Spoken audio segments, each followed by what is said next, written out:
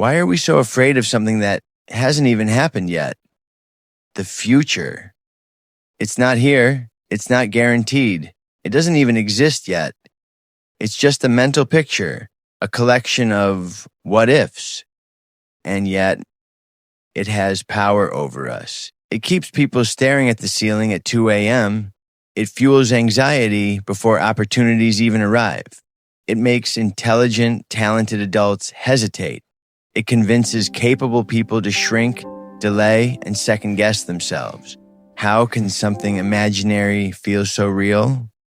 Because the future isn't just about tomorrow. It represents uncertainty. It represents risk. It represents the possibility that things might not go the way we planned. And most of us were never taught how to handle uncertainty.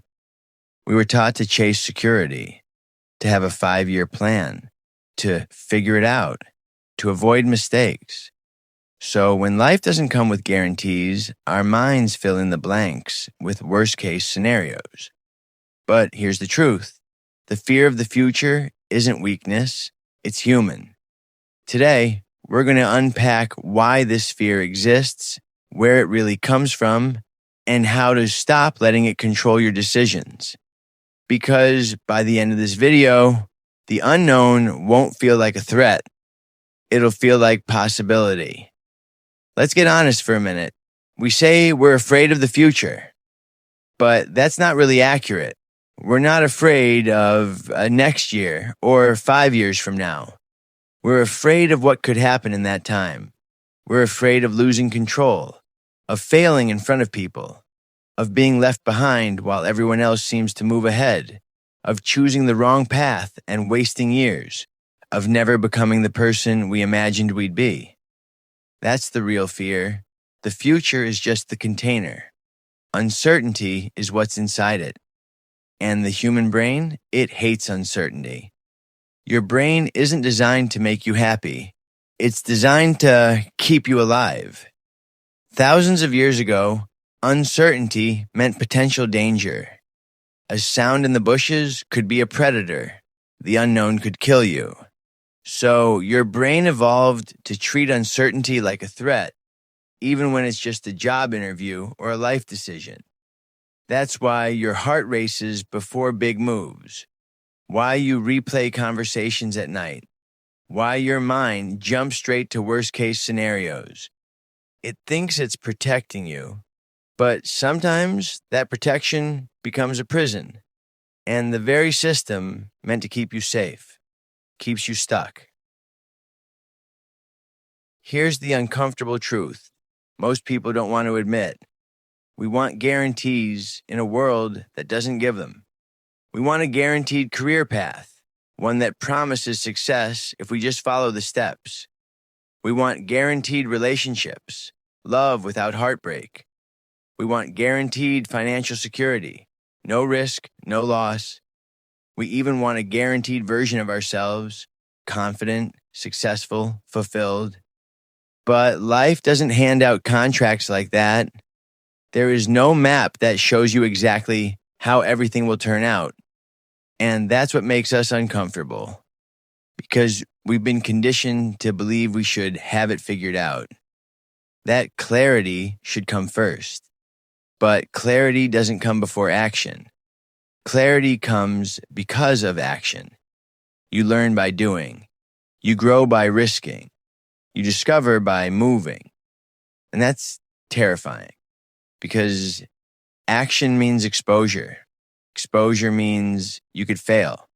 And failure feels personal. It feels like proof that you're not talented enough, smart enough, disciplined enough. So what do we do instead? We delay. We overthink. We prepare forever. We wait for the perfect moment. But the perfect moment never arrives. It never feels safe.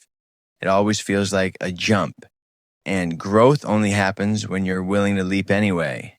Let's be real for a second. The fear of the future didn't just appear out of nowhere. It's been amplified. We live in a comparison culture now.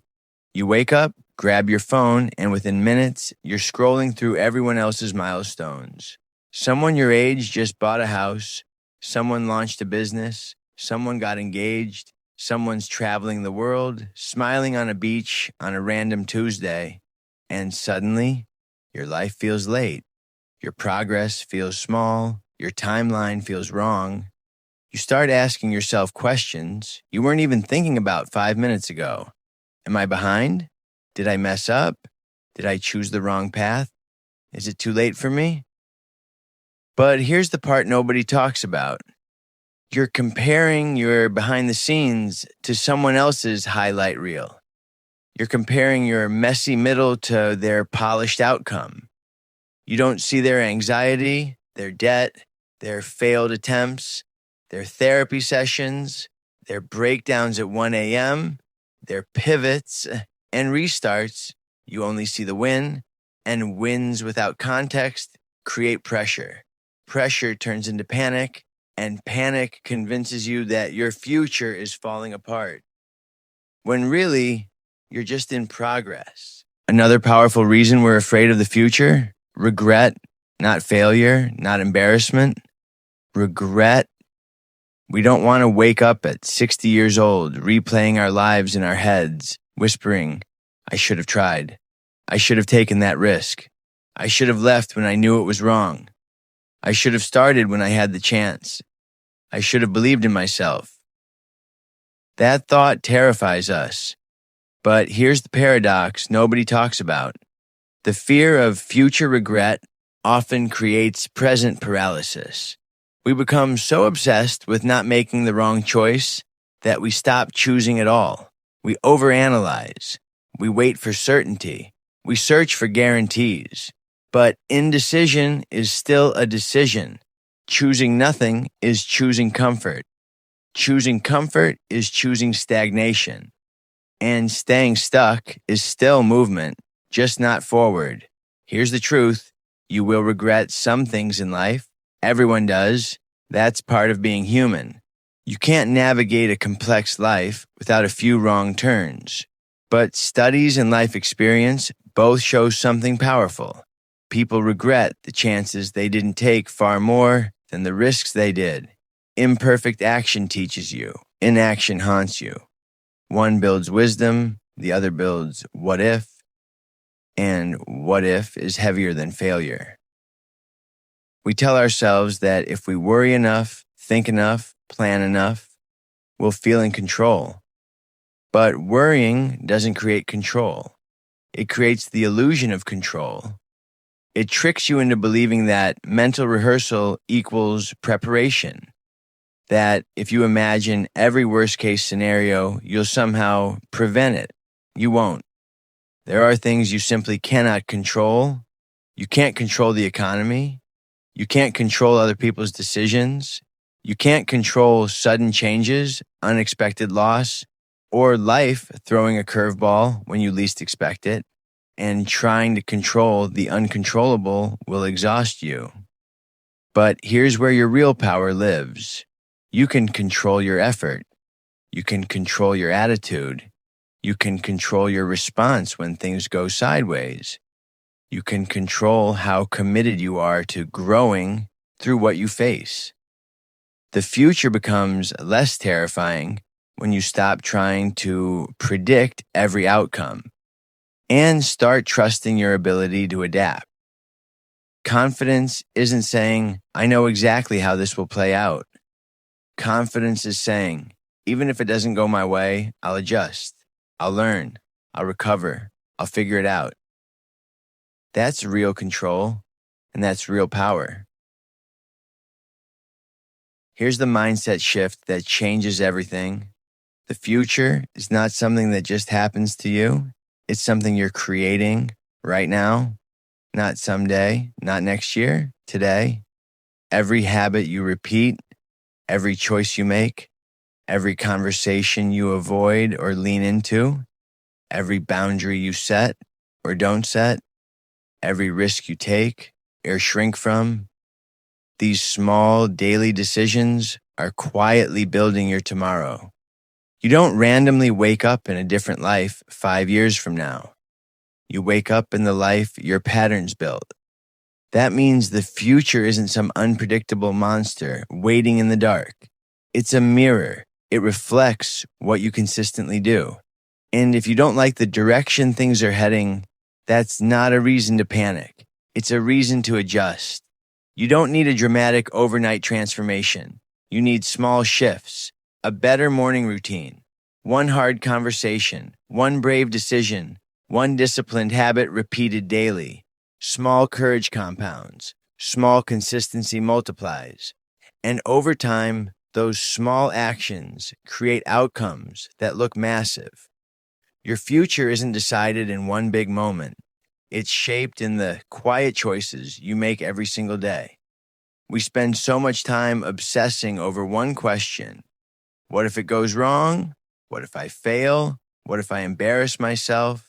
What if people judge me? What if I take the risk and it falls apart? Our minds are incredibly creative, but only when it comes to disaster. We rehearse failure in high definition. We picture the awkward moment, the rejection email, the silence after we try. But let me ask you something just as powerful.